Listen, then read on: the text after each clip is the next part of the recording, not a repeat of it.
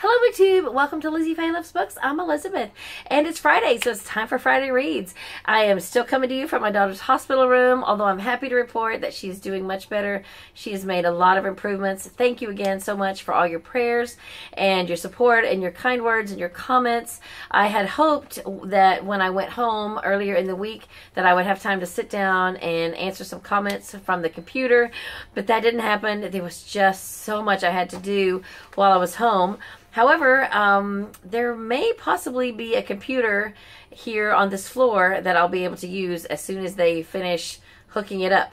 And I will be super excited if they can make that happen, you know, within the next day or two.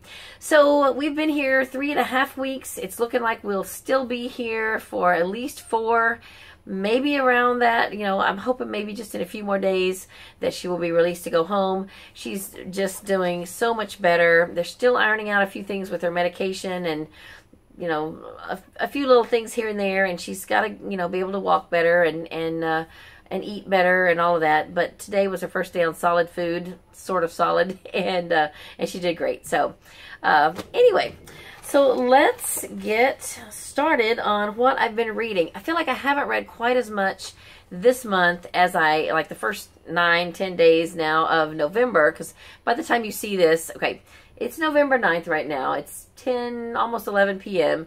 But, you know, even if I finish this video within the next 10 minutes and start uploading it, it takes a long time to upload from here for some reason. Anyway, so you're not going to see this until Saturday, but I am filming on Friday. I forgot where I was going with that, but oh, so it'll be the 10th. So now it's the first 9 days of the month. I feel like I have not gotten as much reading accomplished as I did, you know, not nearly as much as I did in the last 10 days of October. Of course, I issued myself that little challenge, you know, 10 books in 10 days and all that, and I got 10 books done in that amount of time. Not the exact 10 books I wanted to.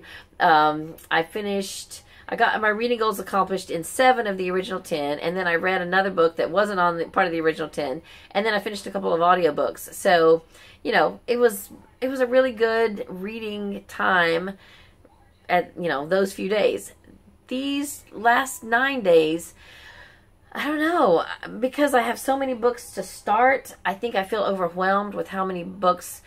You know, of course, I'm continuing with books that I had already started, a few of those. But I don't know. I'm looking at all these nonfiction books and fiction books. I need to catch up with some read-along books and all of that. And I've just had a hard time jumping in and getting going in some of these books. So anyway, I will tell you what I have finished so far. Or, well, I've only finished 1 book in these last 9 days. Since the beginning of the month, I finished 1, and I had started it last month. But I'll tell you what I've been reading. So I'm still on track with my Bible reading, which is great.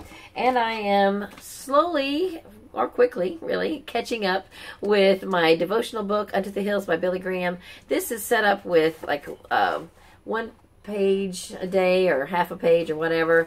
And I had let myself get a little over a month behind. So I'm trying to read like 6 a day to catch up with that.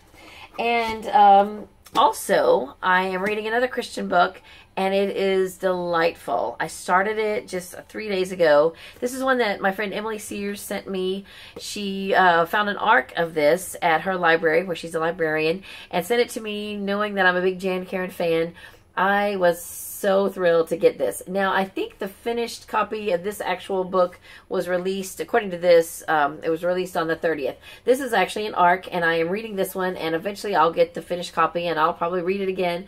It's just beautiful. It is, it kind of reads more like a nonfiction book, though, because it's got an intro by Jan Karon, and she talks a bit about her writing history and everything, and then she narrates each chapter, and she sort of sets up each scene. Now, what the book is, it contains Father Tim's prayers, sermons, and reflections from the Mitford series. So there's a chapter for each book in the series. There's 14 books, and each chapter has, some are shorter, some are longer, just little snippets from the book, and it's just beautiful. It's like just a trip down memory lane because I love this series so much. I've listened to the whole series twice on audio, and well, maybe the most recent 2 or 3. I've only listened to once. But it's delightful, and I'm enjoying it so much. So this is probably my favorite thing that I'm reading right now. Then, because it's Nonfiction November, I am reading some nonfiction and plan to read several nonfiction books this month. And if I didn't mention it earlier in my TBR, Nonfiction November was created by Olive from A Book Olive and Gemma from Nonfic Books. And there are some challenges this year. I have not really set out to try to do the challenges, and I can't even remember what they are offhand. I will look those up, though, and see if I can cover those with what I'm reading right now. But for both of my in real life book clubs, we chose nonfiction books so that, you know, because I told them, you know, hey, on BookTube, it's Nonfiction November. We need to be reading nonfiction in November. So for my mystery book club, The Midnight Assassin by Skip Hollandsworth is the book that we chose. And we actually met yesterday, but I didn't get to go because I was here. And I didn't finish the book yet. I finally decided that I was going to have to just purchase it on audio in order to get it read, and I'm happy about that. I had several Audible credits unused, and so I used one of my Audible credits and I purchased it. I'm about half done at this point. It's really interesting. It takes place in Austin in the, I think in the 1880s. So it's not only about the crimes of the Midnight Assassin, who is billed as America's first serial killer, but it's also a good snapshot of life in Austin at that time, and it's really interesting. Then the other nonfiction book for book club that I'm going to be reading, I'm going to be starting this probably tomorrow, Killers of the Flower Moon, The Osage Murders, and the Birth of the FBI by David Grann. This is for my in real life book club that meets next week. It's mainly a literary book club, and again, I talked them into picking a nonfiction book for November. We usually do read at least one nonfiction book every year, sometimes 2 or 3. So this is our pick. We've heard really great things about this, and I am looking forward to it. I've got it on CD from the library, and because I just finished a book on CD here in my in our room. Now my CD player is going to be freed up so that I can start Flower Moon tomorrow. So here's what I just finished by Susan Wiggs, The Apple Orchard. I've been buddy reading this with Sarah from Steepton Books and 2 or 3 other people that have joined us to discuss it. We've all kind of made the consensus that we don't really stand behind the romance in this book. We all kind of think the romance that is in this book was kind of not really necessary. The story, though, other than that, I really enjoyed. There's some mystery involved, some family history, mysteries, and a treasure hunt and all of that, but I could have lived without the romance. And it wasn't that there was anything wrong with it. Well, as Chloe put, Chloe from Chloe Be Reading, she was one of the people, I guess the first person that finished it, and she said, you know, I just don't like the main character, and so that kind of soured the whole book. And the main character was a little rough around the edges, and I don't think we were really supposed to like her, but we did see her do a lot of character growth throughout the story. So, I don't know. I have mixed feelings about it. Probably I'll give it a 3 on Goodreads. And then another fiction book that I'm reading, I did pick this up because, well, I've been telling you guys about this trilogy. Geraldine Dawson is Emily March, and this trilogy, the Callahan Brothers, is supposed to be kind of a prequel series to the Eternity Spring series, and I just read book 2 in the trilogy in October, got that finished up. So now I'm reading book 3. Both book 2 and book 3 I got through interlibrary loan, and so this is really overdue. I need to get this back to my library so they can return it to the, wherever it's from, not in my county. Anyway, so I'm not quite half, but almost halfway done with this one. I was trying to maybe get it done by the time I go home next, which will be Monday, but I don't know if I'm going to make it by Monday or not. The chapters are really long, and I hate long chapters, so, I don't know. If I get started reading it early enough in the day, then I can get my, I've been trying to at least read 2 chapters a day for the last 3 days, but if I get started on it late at night, then the chapter, you know, a 20-page chapter seems like 50 pages. So, but the book started getting really exciting. The last 2 chapters that I read today, it's a romantic suspense, and this one doesn't seem to have quite as much foul language as book 2, so that's good. I'm not a fan of foul language, but the story so far I am enjoying.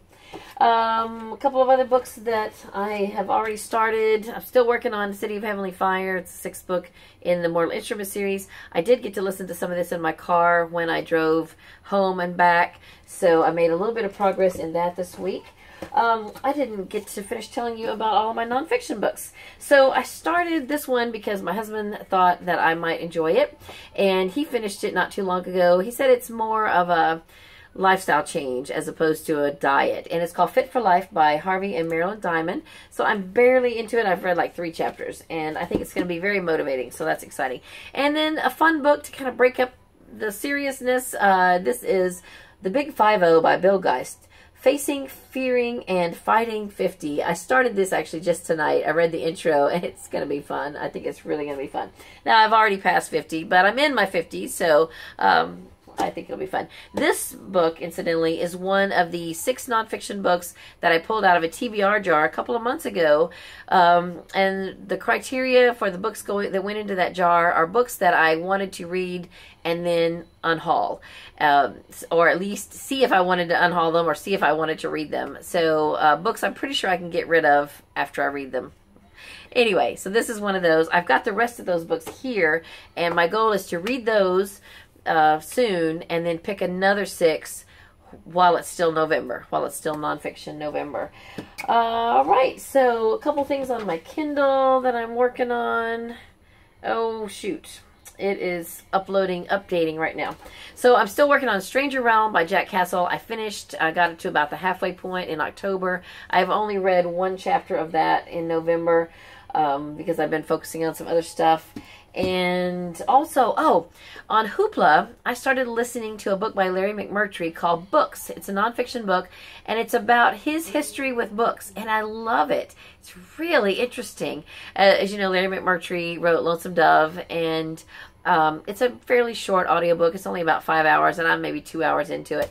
But that is really, really interesting.